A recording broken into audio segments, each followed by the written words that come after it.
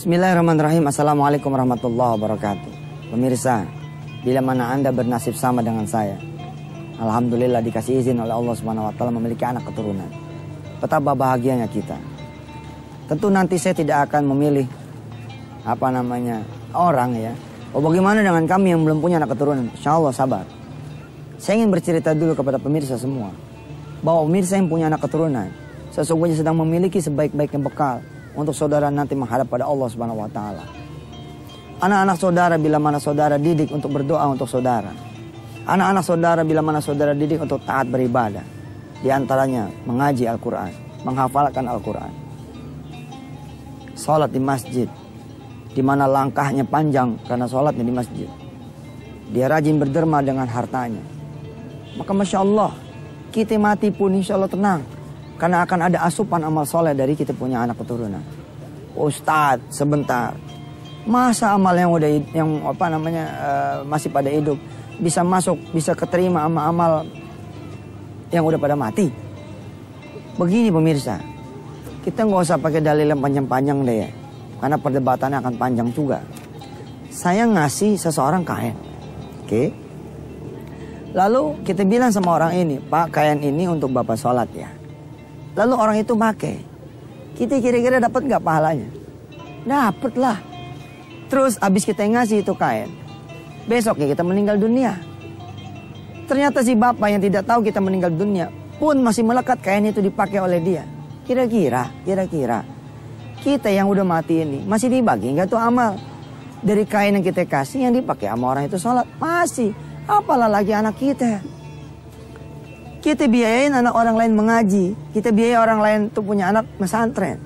Lalu anak ini ya mengaji, taat, soleh, bahkan menjadi guru, menjadi ulama, menjadi kiai.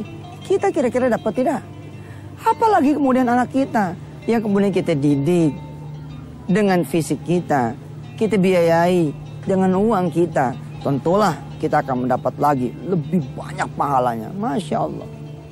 Dan saya mengingatkan kepada saudara yang sudah punya anak keturunan. Seperti saya, alhamdulillah saya punya anak 5 pemirsa. Wirda, Kumi, Kun, Hafiz, dan Aisyah. Saya berusaha mengajarkan kepada anak-anak saya ini. Kalian tuh mesti banyak berdoa. Doain papa, doain mama. Jangan masih hidup aja papa udah lupa didoain. Apalagi ntar papa mama udah pada mati. Ajarkan anak kita berdoa. Rabbighfirli wali walidayya warhamhuma kama rabbayani shaghira. Ajarkan anak kita kemudian ya mendoakan kita supaya lepas dari azab, lebih siksa kubur, dimudahkan di padang mahsyar, dimudahkan nanti di hari hisab. Betul pemirsa. Deposito kita tidak akan menyelamatkan kita kalau kita tidak pakai itu deposito untuk buat perbuatan yang baik. Anak kita insya Allah adalah anak yang sebaik-baiknya bekal buat kita. Kalau kemudian kita mendapati anak kita menjadi anak yang saleh, anak yang berbakti. Apalagi kalau kemudian anak saudara adalah seorang penghafal Al-Quran. Masya Allah. Ya, diajarkan oleh kita dia menjadi imam. Diajarkan oleh kita dia menjadi muadzin. Kita ajarin dia nih azan. Masih kecil kita ajarin azan. Allahu Akbar, Allahu Akbar. Allahu Akbar, Allahu Akbar. Ketika kita dikubur, anak kita berdiri menjadi muadzin. Wah, subhanallah. Orang kemudian datang bergegas, berbondong-bondong menuju masjid. Pahalanya menjadi pahala muadzin sajakah? Tidak. Pahalanya pun menjadi pahala kita orang tuanya. Masya Allah. Ajarkan anak kita mengajarkan Al-Quran. Alif, patah, alif, bawa'i, alif, doma, a, i, u. Lalu ada orang lain yang belajar sama anak kita. Kita pun yang sudah meninggal dunia bakal dapat pahalanya. Yang paling merugi adalah yang punya anak keturunan, tapi dia tidak mendapati doa dan amal soleh dari anak keturunannya. Sampaikan rekaman ini, sampaikan kajian ini kepada siapa yang ingin memetik pelajaran. Bila mana dia punya anak, ajarkan anaknya doa, ajarkan anaknya beribadah agar mengalir pahalanya buat dia. Hatta nanti dia sampai di alam kuburnya. Dan ingatkan mereka yang punya anak keturunan. Jangan sampai kemudian dia meninggalkan anak keturunan yang bahkan dia untuk berdoa bagi dirinya sendiri, untuk beribadah bagi dirinya sendiri pun dia tidak mau. Innalillahi wa inna ilaihi raji'un.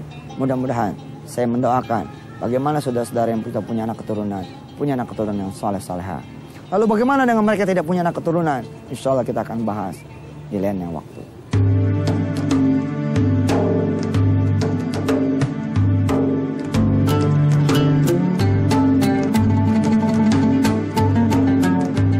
Kita sudah belajar bahwa sebaik-baiknya ketika kita memiliki anak keturunan adalah ketika anak keturunan kita mampu berdoa, mendoakan kita. Baik ketika kita hidup, apalagi ketika kita nanti sudah menghadap pada Allah Subhanahu wa taala. Dan sebaik-baik anak keturunan adalah anak keturunan yang taat beribadah kepada Allah agar tidak menjadi beban kita pada saat kita nanti mati. Lalu kemarin ya, di pertemuan yang lalu atau di rekaman yang lalu ada pertanyaan, bagaimana dengan kami-kami yang tidak punya anak keturunan? Alangkah ruginya kami yang tidak punya amal soleh berupa anak keturunan. Karena katanya salah satu bekal yang baik adalah anak keturunan.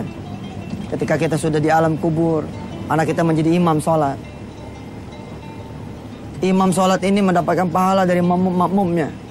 Dia mendapatkan pahala dari kebaikan-kebaikan imamnya. Lalu didapat juga bukan oleh sang imam, tapi oleh orang tua sang imam. Mereka yang punya anak menjadi muadzin. Di pembahasan yang sudah lalu kemudian ada pembahasan bahwa yang mendapatkan pahala bukan cuma anaknya yang menjadi muadzin saja, tapi kemudian orang tua yang menjadi muadzin itu anaknya pun dapat. Bagaimana mereka-mereka yang punya anak keturunan menjadi pejabat-pejabat yang saleh, menjadi pimpinan-pimpinan yang jujur, maka yang mendapatkan pahala bukan cuma anaknya itu, tapi juga orang tuanya.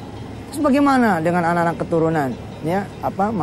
Bagaimana dengan orang tua yang tidak punya anak keturunan? Sebenarnya menggampang. Bagaimana gampangnya? Cari, didik anak orang lain seakan-akan itu anaknya sendiri. Jadikan anak-anak itu bisa mendoakan orang tua mereka. Bila mana kemudian anak-anak itu mendoakan orang tuanya, insya Allah akan menghadiahkan doa itu untuk Anda semua yang sudah menjadikan anak itu soleh karena biaya Anda. Jadikan anak-anak itu bisa baca tulis, baik itu baca tulis Latin apalagi baca tulis Al-Quran. Ajarkan anak itu bisa memiliki sendiri penghasilannya, lalu menghidupi keluarganya dengan penghasilan dia. Ajarkan anak-anak itu kemudian menjadi orang-orang yang berguna, orang yang bermanfaat. Sehingga ketika dia menjadi orang yang berguna dan bermanfaat, maka apa yang menjadi kegunaannya, apa yang menjadi manfaatnya, itu juga akan mengalir kepada saudara semua. Lalu, tapi kan Ustaz tidak seperti anak keturunan sendiri. Ya memang, tapi insya Allah mudah-mudahan anak-anak itu kelak akan disuruh menemui kita di padang mahsyar. Carilah oleh kalian orang-orang yang telah membiayai kalian semua ketika di dunia. Carilah orang-orang yang ketika di dunianya memberi kalian pakaian. Carilah orang-orang yang ketika di dunianya kalian itu diberikan makanan dan minuman. Carilah orang-orang yang ketika di dunianya dengan rezekinya kalian menjadi orang-orang yang pintar, orang yang bermanfaat. Aku buka pintu surgaku untuk mereka semua. Ajak dan bawalah mereka masuk atas izinku. Begitulah Allah bilang kepada saudara-saudara semua punya amal soleh kepada anak yang lain. Insya Allah. Malah saya mengingatkan diri saya dan kepada kawan-kawan semua dari tayangan yang sudah lalu, dari rekaman sudah lewat, dari pembahasan yang sudah kita kaji. Bila mana saudara punya anak, tapi anak saudara jangankan mendoakan orang tuanya, mendoakan dirinya aja dilupa. Jangankan dia beribadah, ya lalu ibadahnya bisa nyampe ke orang tuanya, dia tidak beribadah buat dirinya sendiri. Aduh, inilah seburuk-buruknya anak keturunan. Mudah-mudahan Allah Subhanahu wa taala menjadikan semua yang melihat tayangan ini bisa menjadi anak keturunan yang saleh buat orang tuanya dan bisa memiliki anak keturunan yang saleh buat dirinya.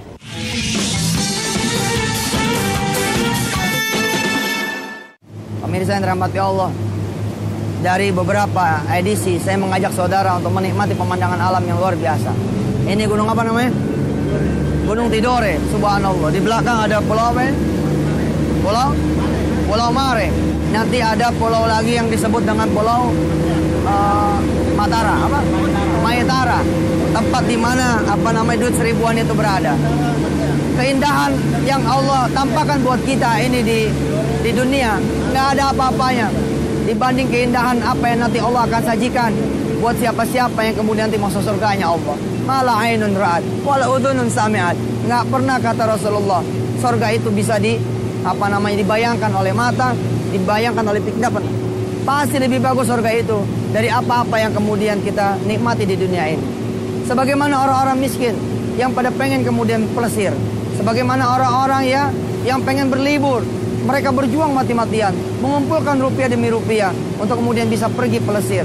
Sebagaimana itu pula mestinya orang-orang yang hidup, dia siapkan bekal sebaik-baiknya bekal untuk menikmati surganya Allah Subhanahu wa taala. Kalau pengen surga, jangan kemudian tidur kebablasan sampai subuh. tapi tidak bangun tahajud. Pengen surga, tapi pengen gratis. Pengen surga, mbok ya sholat subuh lah. Kalau bisa sholat subuh di masjid.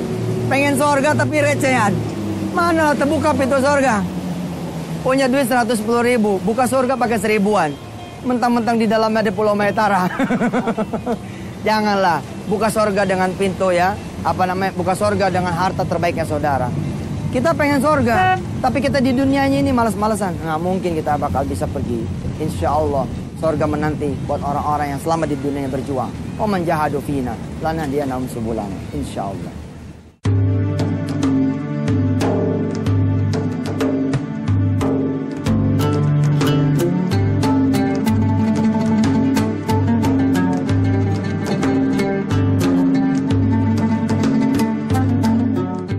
Pemirsa, saya ingin mengingatkan diri saya dan saudara semua. Saudara masih punya rumah. Di mana saat ini saudara masih hidup. Coba pikirkan, sebelum meninggal dunia, untuk menyerahkan rumah itu kepada Allah. Berani?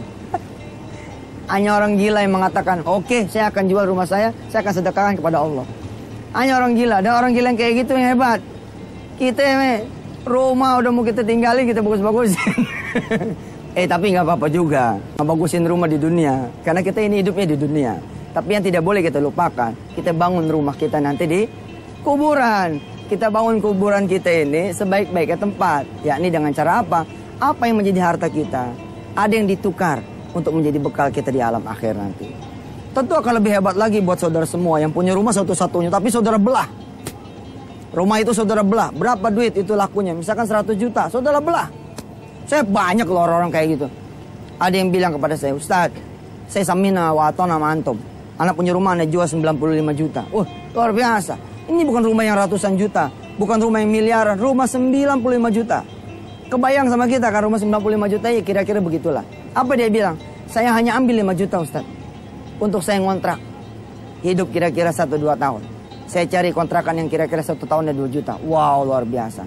Lalu 90 jutanya. Tolong Ustadz. Cari di mana masjid yang lagi ngebangun. Berikan ini uang saya kepada mereka. Cari masjid yang lagi direnovasi. Berikan ini uang kepada mereka. Cari madrasah juga yang sudah doyong, yang kelasnya ambruk. Berikan sebagian dari uang yang 90 juta untuk mereka. Allah subhanallah. Saudara punya kendaraan. Berapa? Ada yang 1, ada yang 2. Yang 2 harusnya nggak usah mikir. 1, lepas buat bekal saudara di alam akhirat nanti. Jangan kemudian mati, mobilnya masih banyak. Nggak ada yang diberikan kepada Allah Subhanahu wa Ta'ala. Ustadz, saya punya mobil 10. Tapi sudah saya kasih ambulan ke tempat yang lain. Saya sudah kasih kemudian mobil jenazah ke tempat yang lain. Oh nggak apa-apa kalau begitu mah. Ini yang saya bilang. Mobil banyak, tapi tidak ada yang dibawa ke alam akhirat. Jangan sampai begitu, rugi. Lebih hebat lagi bila mana saudara punya mobil satu-satunya. Lalu saudara berani belah itu mobil. Allah karim. Ada yang datang kepada saya. Ustadzuna, yes, ada apa? Ustadz, ini saya bawa uang buat bantu pesantren antum. Ya, ini juga uang buat bantu pesantren yang lain. Tolong Ustadz yang kasih kepada pesantren yang lain. Tolong Ustadz yang kasih kepada anak-anak yatim, kepada janda-janda miskin, pada para duafa. Terus saudara pakai apa? Oh, saya sudah kelamaan pakai mobil. Wah, hebat betul. Dari mobil itu belum lunas sampai lunas. Untuk lunas saja 3 tahun. Setelah lunas saya pakai mungkin 2-3 tahun. Mobil saya udah 5 tahun umurnya. Nah kemarin saya kemudian gantian pakai kepada Allah Subhanahu wa Ta'ala. Saya bilang sama Allah, saya sudah pakai 5 tahun. Gantianlah Allah yang pakai. Hebat sekali itu. Yang rugi adalah saudara punya harta, tapi sama sekali saudara tidak mau bawa ke alam akhirat. Saudara punya istri, apalagi masih muda. Rugi saudara kaya-kaya. Nanti istri saudara itu kawin lagi. Akhirnya yang kaya, suami barunya istri saudara. Waduh, saya kalau jadi orang kaya-kaya begitu, saya bangun dari kuburan saya cekek itu suami yang baru.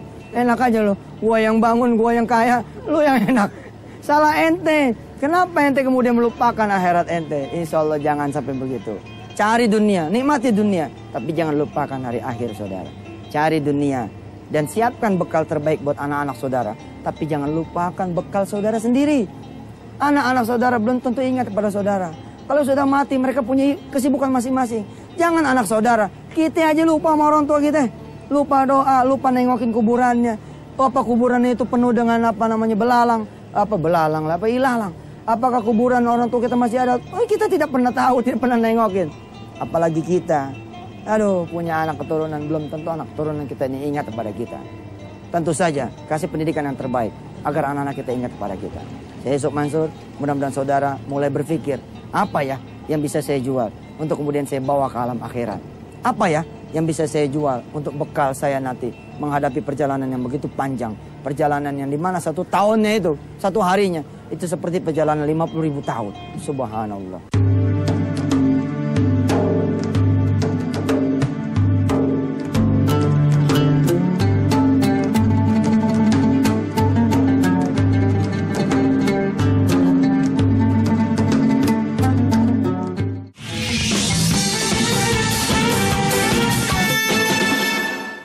Saudara-saudara sudah mendengar bahwa kalau bisa kita beri kepada Allah pada saat kita hidup supaya bekal kita nanti pada saat kita mati. Tapi tidak ada yang saudara berikan kepada Allah ketika saudara hidup kecuali Allah bayar juga sebagiannya ketika saudara masih hidup. Saudara ngasih 1 ruko, saudara bilang udahlah ruko ini 1 cuman punya saya, biarlah dia saya jual. Saya udah bilang sama anak-anak saya pun anak saya setuju. Apa kata anak-anak saya? Biarlah ruko itu nemenin emak, biarlah ruko itu nemenin bapak nanti di alam kuburnya bapak dan emak. Tapi subhanallah, belum lagi kita meninggal, ruko kita udah jadi 10. Karena Allah bilang kepada kita semua, siapa yang ngasih 1, Allah akan berikan 10 kali lipat. Kita punya deposito nih, persiapan nanti anak-anak kita, ya, pada saat kita tinggalkan anak-anak kita. Berapa depositonya? 100, 200, 300 juta. Lalu kita kumpulkan anak-anak kita. Kita bilang, emak mikirin kalian supaya kalian nanti ini enak hidup di dunia. Tapi kalian mikirin nggak, emak bagaimana nanti di alam kubur? Lalu anak-anak sepakat, siap mak, kalau gitu bagi 2 aja. Kalau nanti emak benar-benar meninggal dunia, ya 150 buat kita, 150 buat emak. Kita bagiin itu kepada fakir miskin, kita jadiin musola, kita jadiin madrasah. Saudara, emak saudara masih hidup, itu duit udah jadi 1,5 miliar. Sebab 150 juta dikali 10 oleh Allah. Man ja'a bil hasanati falau asyru amthaliha. Saya menyedekahkan rumah saya atas izin Allah kepada Allah Subhanahu wa taala, atas restu istri saya dan mertua saya. Alhamdulillah. Begitu saya sedekahkan rumah saya, rumah mertua saya, rumah keluarga saya, di mana disitulah istri saya lahir. Ini sesuatu yang tidak gampang pemirsa. Ini sesuatu yang bukan gampang nih para hadirin rahmati Allah. Tentu ini celaka ya membicarakan amal sendiri. Tapi saya ingin bilang, sejatinya saya pengen rumah ini menjadi penyelamat saya nanti di alam akhir. Tapi rupanya Allah memberi saya ganti rumah yang lebih besar lagi, yang lebih bagus lagi. Tahu nggak? Setelah saya sedekahkan rumah saya punya rezeki untuk menyewa rumah. Sekira-kira 1 tahunnya 12 juta. Saya sewa 5 tahun sekaligus sampai kiamat. Sampai 2012. Dari tahun 2008 itu saya sewa. Alhamdulillah, ternyata saya panjang umur. Istri saya panjang umur. Dan bahkan anak-anak saya 2 lahir di rumah yang baru. Subhanallah. Tidak ada yang tahu itu rumah kontrakan. Sampai kita bilang itu rumah kontrak. Nggak ada yang tahu. 2008 saya sedekahkan juga mobil saya 2. Atas izin Allah Subhanahu wa taala sekarang mobil saya banyak. Tiap hari mobil saya ganti. Tergantung yang jemputnya siapa. Sekarang saya memiliki mobil jauh lebih banyak daripada mobil-mobil yang dulu saya miliki. Allahu Akbar walillahil hamd. Niatnya untuk bekal akhir, niatnya untuk bekal nanti saya dikubur. Ternyata Allah pun tetap memberikan bagian saya ketika saya masih di dunia ini. Ketika saya ngontrak, menjalani kontrakan, saya bilang sama istri saya, kalau kita yang ngontrak 5 tahun, lalu kita niat tinggal di kontrakan kita sampai 5 tahun, rugi sekali. Kita bilang sama Allah, ya Rob, saya ambil 2 tahun saja. 3 tahunnya nanti buat orang lain yang tidak punya duit buat ngontrak. Tahu apa yang terjadi? Allah siapkan dalam 2 tahun itu rumah yang tidak perlu saya bayar dengan uang serupiah pun. Allah kasih saya pengusaha yang bilang, Ustadz, saya lagi bangun properti di mana-mana. Saya ingin punya amal untuk antum. Saya bangunin antum rumah. Allahu Akbar, ada kolam renangnya pemirsa. Masya Allah, rumah yang saya sedekahkan untuk Allah, tidak ada kolam renangnya. Rumah yang kemudian saya kontrak pun, karena harganya cuma 12 juta. Tidak ada juga kolam renangnya. Tapi rumah yang dibangunkan oleh pengusaha itu, subhanallah, ada kolam renangnya. Kolam renang buat ikan, lumayan lah. Walaupun kolam renang buat ikan, tapi ada kolamnya, begitu. Pemirsa yang dirahmati Allah, insya Allah. Nawaitu. Tengok belakang, apa yang saya punya? Oh, saya punya rumah. Saya punya rumah kontrakan. Ada 3, ada 4, ada 5 pintu. Siap, 4 untuk Allah. Saudara lihat lagi, ada mobil, ada motor. Oke, saya pilih motor. Masa ngasih Allah motor? Ente mobil, enak bener ente. Bilang dong sama Allah, ya Rob, saya kasih motor, ya, tapi saya batalkan. Saya kasih mobil sajalah. Masa buat engkau motor, buat saya malah mobil. Buat engkau yang mobil, buat saya yang motor. Ini cakep. Saudara tengok lagi, buka laci, lihat ada cincin kawin.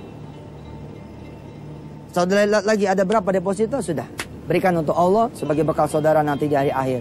Dan saudara akan saksikan, ternyata ketika saudara masih hidup pun Allah akan bayar sepenuh-penuhnya. Wassalamualaikum warahmatullahi wabarakatuh.